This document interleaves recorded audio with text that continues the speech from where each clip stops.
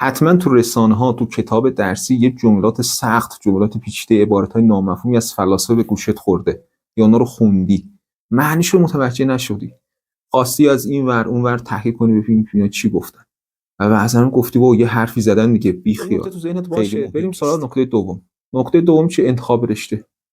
شما به عنوان دانش آموز و من به عنوان معلم و دانش آموز سابق میدونم که اکثریت دانش آموزان ما با توجه به فراهم نشدن شرایط رشته رو انتخاب میکنن که آینده شغلی داشته باشه، نه رشته که بهش علاقه داشته باشن. سراغ این نمیرن، میرن اون سراغ اون رشته‌ای که بتونن تو یه جایی تو دانشگاه بورسی، دانشگاه فرهنگی یا دانشگاه دیگه قبول بشن. من به عنوان معلم این نکته تو ذهنم بود. تو کلاس‌های فلسفه میدیدم که مثلا از 30 تا دانش آموز 15 و 20 نفرش مثلا به فلسفه علاقه‌ای ندارن و مباحث براشون خوب و جذاب نیست، اینا رو جذب نمی‌کنه. خب گفتیم به جای اینکه تو کلاس بشینیم و هی صحبت بکنیم، سوال بگیم، درباره نظرات فلاسفه صحبت کنیم، یه حرکتی بزنیم. حرکتمون چی بود؟ این که درس پنجم فلسفه 11 رو اومدیم به صورت نمایشنامه اجرا کردیم. از کتاب درسی الگو گرفتیم، یه نمایشنامه نوشتم، صحنه دادگاه، بازار و زندان، و با دانش آموزانمون به عنوان بازیگر این رو اجرا کردیم و ضبط کردیم. یکی از دانش آموزان سقراط شد، نقش‌های دیگر رو دانش آموزان قبول کردن. بار اصلی این نمایشنامه بر روی دانش آموزان 11 انسانی بود. دانش آموزان 10 انسانی هم کمک کردن بهمون و ما این نمایشنامه رو که در ادامه تماشا خواهید کرد جمع‌بندی کردیم و ضبط کردیم. در کنار ضبط این موقعیت‌های خوبی برای دانش آموزان فراهم می‌شد. میگفتن، میخندیدن، مطالب رو غیر مستقیم یاد میگرفتن. به جای اینکه کتاب رو بذاره جلوش و بشین و بخونه، دیالوگ‌ها رو حفظ میکرد و میومد به عنوان بازیگر این دیالوگ‌ها رو تکرار میکرد.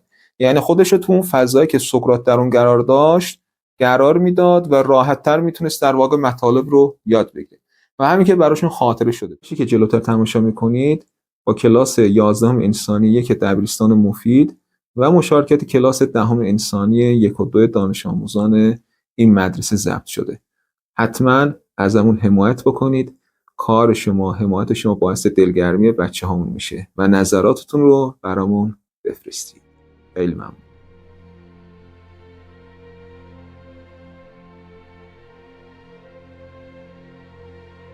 که در میدان شهر در مرکز جمعیت پرشور ایستاده است. مردم آتن از طبقات مختلف اجتماعی از کشاورز تا فیلسوف اطراف او جمع شدند. دوستان، آیا زندگی بدون تفکر و پرسش ارزشی دارد؟ اگر حقیقت را نیابیم، زندگی همچون سایه‌ای بی‌معناست. سقراط، تو همیشه ما را به پرسیدن سوالای سخت و پیچیده‌ای وادار می‌کنی. آیا این راهی است که ما را به آرامش برساند؟ آرامش حقیقی از دانستن و فهمیدن ناشی نمی‌شود؟ اگر به باورهای خود شک کنیم، شاید بتوانیم حقیقتی را بیابیم. پرسیدن دریچه‌ای به سوی دانش است. سقراط، چرا باید به سوالاتتون پاسخ بدهید؟ آیا خدایان به ما پاسخ نمی‌دهند؟ آیا خدایان انسان را به خرد دعوت نکرده اند؟ اگر با تفکر به حقیقت نزدیک شویم، آیا این چیزی نیست که خدایان از ما خواستند؟ سقراط، پرسش‌های تو ذهن من را به حرکت وامی دارد، اما برخی میگویند تو به خدایان بی احترامی میکنی. این پیرمرد دیوانه است. آره، همون گونه است. کنار چه میکنی؟ احترام خدایان یعنی جستجوی حقیقت.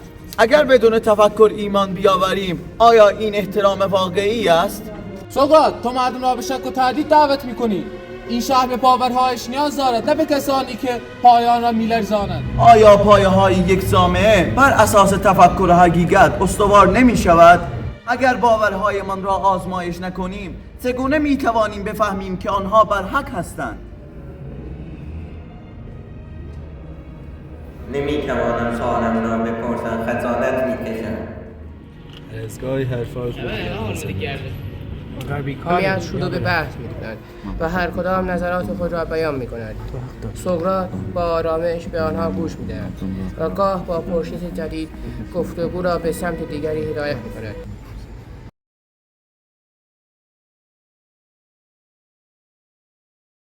سقراط در مرکز ایستاده، با چهره آرام و متفکر، قاضی بر تخت قضاوت نشسته، پشت میز بزرگ و محکم. اطراف او دادستان، شاهدان و مردم در صندلی‌های دادگاه دیده می شود.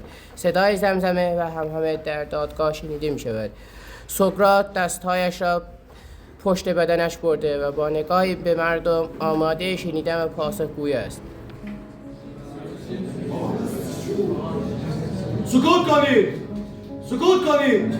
دادگاه امروز با مردم آتن متهم سقراط محاکمه خواهد شد. اتهام او چیست؟ فساد جوانان و بی احترامی به خدایان. دادستان ترجمهش کردید. تمام جوانان ما دیگر به خدایان احترام نمیگذارند. تو ذهن آنها را با شک و تردید پر کرده ای. آیا سخنانش را انکار میکنی؟ من تنها پرسیدم که چه چیزی حقیقت دارد. آیا پرسیدن سوال ظلم است؟ اگر باورهای شما درست باشد چرا از پرسیدن میترسید؟ آنها را از سنت و ایمانشون دور کردی. آیا بدون خرد باشد پایدارتر است؟ من که جز حقیقت چیزی نگفتم. سقراط میان مردم میگوید خدایان ما واقعی نیستند. این بی احترامی است. آیا کسی که خدایان ما احترام نمیگذارد میان ما زندگی کند؟ پرسیدن اینکه خدایان چه هستند بی احترامی محسوب می شود. من فقط به مردم گفتم به عقل خود اعتماد کنند. پسر من بعد از صحبت‌های سقراط دیگر به سنت‌های خانواده ما احترامی نمی‌گذارد. او دچار شک شده است و این شک زندگی ما را نابود کرده است. سقراط، تو نه تنها جوانان ما را منحرف کرده ای بلکه به خدایان ما نیز بی احترامی کرده ای. این اعمال تو پایه‌های این شهر را لرزانده است.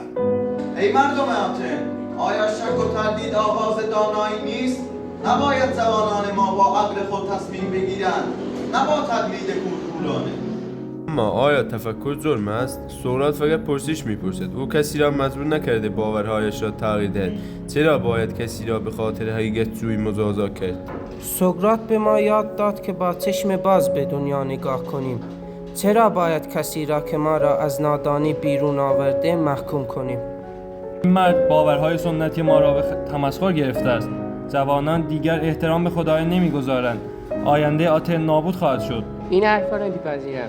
شهر ما بر سنت‌هایش بنا شده، نه بر شک و تردید. اگر هر کس بتواند هر چیزی را زیر سوال ببرد، پس ما چه چیزی را باور کنیم؟ پایه‌های یک شهر باید بر حقیقت بنا شود، نه بر باورهایی که هرگز آزمایش نشده. پس از شنیدن این ادعاها تصمیم خود را گرفته است. سقراط به نوشیدن جام شوکرا محکوم می شود. دادگاه به پایان رسید. سکوتی سنگین در دادگاه برقرار می شود. سقراط آرام و با سربلندی به مردم نگاه می کند. چهره او هیچ نشانه از ترس یا پشیمانی ندارد. برخی از مردم با ناراحتی به او نگاه می کنند. برخی دیگر لبخند می زنند و از تصمیم دادگاه رضایت دارند.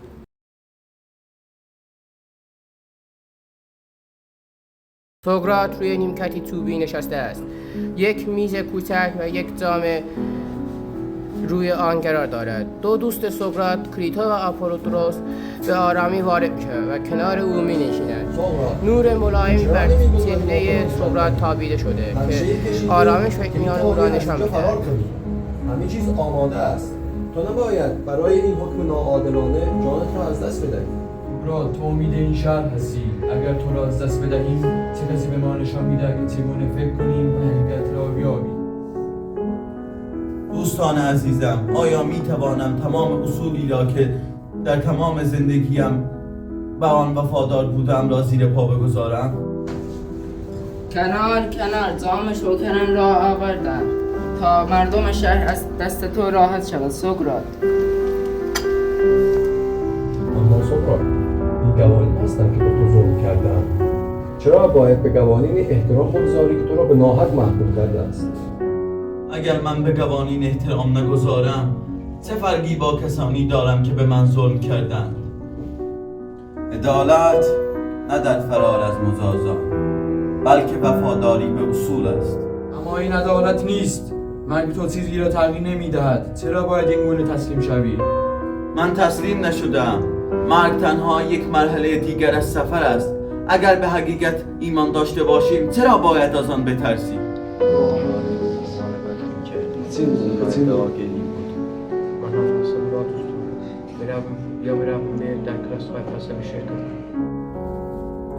آیا بهتر نیست زندگی کوتاه و درستی داشته باشیم و نه زندگی بلندی که پر از تناقض باشد؟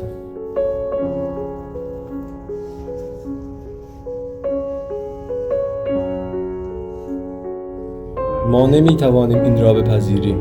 تو برای ما بسیار مهم هستی. و شما برای من، اما زندگی شما نیز باید با اصول همراه باشد. اگر من امروز از قوانین فرار کنم چه چیزی به شما آموختم؟ دوستان من، شما نباید از مرگ بترسید. ترس از مرگ نشانه ناآگاهی است. حقیقت بالاترین هدف است. لحظه سکوت برقرار می شود. کریتو و آپولودوروس سر خود را پایین می اندازند. سقراط، مردی که مرگ را می پذیرفت تا اصول خود را زنده نگه دارد، نه تنها در لحظه زندگی خود بلکه در تمام تاریخ جاودانه شد.